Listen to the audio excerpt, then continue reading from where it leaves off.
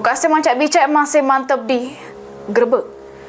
Adanya dugaan korupsi penyalahgunaan dana hibah sama pengelolaan biaya pengganti pengolahan darah pada Palang Merah Indonesia PMI Morenim tahun 2022 sampai 2024, penyidik Pirsus Kejari Morenim melakukan penggeledahan di markas PMI.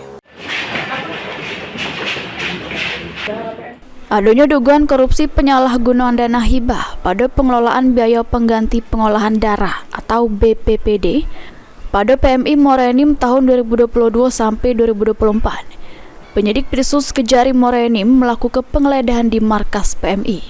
Penyidik menggeledah di sejumlah ruangan, terutama ruangan pemberkasan dari PMI Morenim.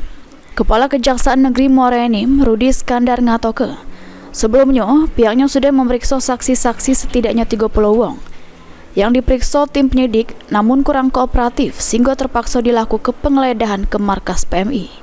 Penggeledahan dilakukan guna nyari dua barang bukti terkait dugaannya penyalahgunaan dana hibah dan BPPD.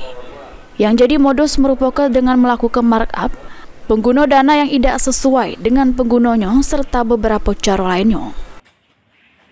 KPM ini yaitu melakukan penggeledahan dalam tahapan penyidikan, yang mana tujuannya bahwa selama ini kita melakukan pemeriksaan dengan beberapa saksi selalu tidak kooperatif membawakan bukti dalam perkara pengelolaan dana PMI tahun 2022 sampai 2024. Selain markas PMI Morenim, penyidik juga menggeledah rumah pribadi mantan bendahara PMI inisial Z.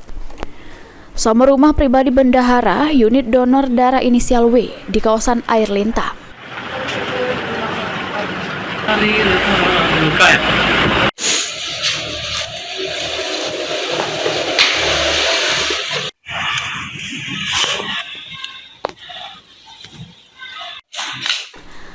Mardiansa, PAL TV.